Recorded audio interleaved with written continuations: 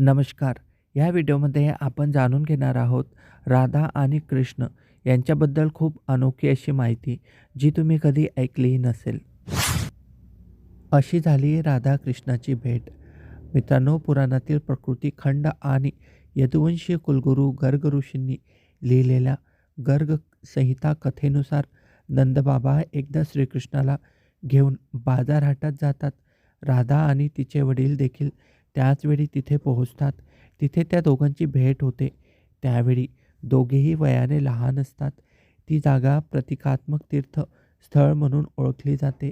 हे स्थळ बहुधा नंदगाव ते बरसानेच्या मध्ये आहे. संकेत या शब्दाचा अर्थ आहे पूर्वनिर्धारित भेटण्याचे ठिकाण, असे देखील या स्थळाला म्हणून ओळखले जाते. मित्रांनो, पुराणात एक मोठी कथा आहे. श्रीमद भागवत आणि विष्णू पुराणानुसार वृंदावनात श्रीकृष्ण आणि राधा यांची भेट झाली. त्यावेळी श्रीकृष्ण 7 तर राधा 12 वर्षाची होती. त्यांच्याच वयोगटाच्या मुलांचा मोठा गोतावळा असे. मुलांच्या या गोतावळ्याला कौनी प्रेमलीलेत रूपांतर केले आहे, असे म्हटले जाते. अशी ही एक कथा सांगितली जाते. मित्रांनो, आख्यायिका आहे की एकदा सूर्यग्रहणाच्या वेळी देवी राधा माता यशोदा आणि नंदबाबा यांच्यासोबत कुरुक्षेत्रावर आली होती. त्यावेळी भगवान श्रीकृष्णांचा विवाह रुक्मिणीशी झाला होता. येथे राधा आणि कृष्णाची भेट झाली आणि रुक्मिणीनेही राधाला पहिल्यांदा पाहिले. रुक्मिणीने राधाला गरम दूध प्यायला दिले. राधाने हे दूध प्यायल्याने भगवान श्रीकृष्णाच्या अंगावर फोड आले. रुक्मिणीने श्रीकृष्णाच्या अंगावरील फोड पाहिल्यावर तिने कारण विचारले. श्रीकृष्णाने सांगितले की राधाचे गरम दूध प्यायल्याने त्यांच्यासोबत असे घडले कारण राधा त्यांच्या हृदयात वास करते.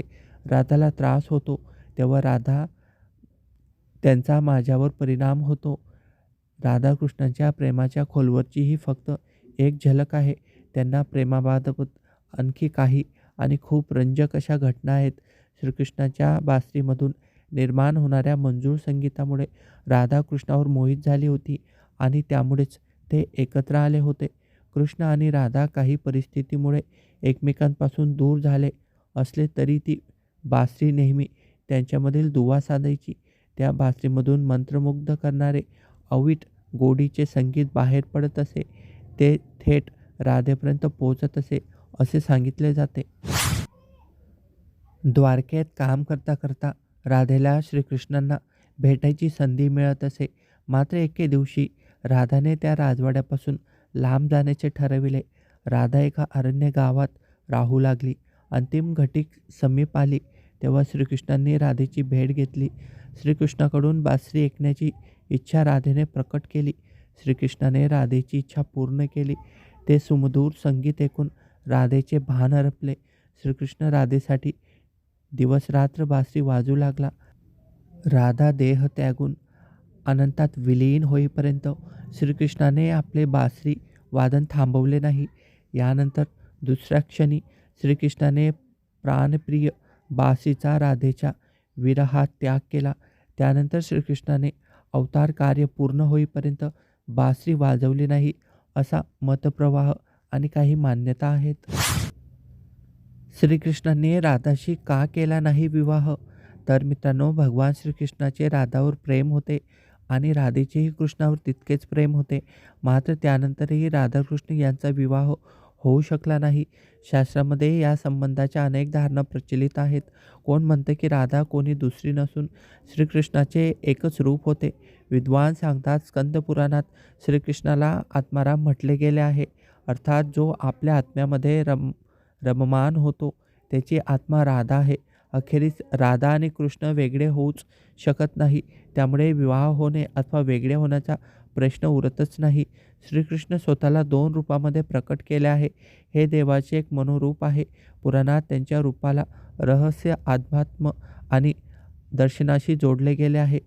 मित्रांनो, पुराणातील पौराणिक कथेनुसार श्रीकृष्णासोबत राधा गोलोकमध्ये राहत होती. एकदा तिच्या अनुपस्थितीत कृष्ण आपली दुसरी पत्नी विराजोसोबत फिरत होती. तेव्हा राधा तेथे आली आणि ती विरजावर नाराज होऊन तेथून निघून गेली. श्रीकृष्णाचे सेवक आणि मित्र असलेल्या सुदामाला राधाचे हे वागणे आवडले नाही. ते राधाला वाईटासोबत बोलू लागले.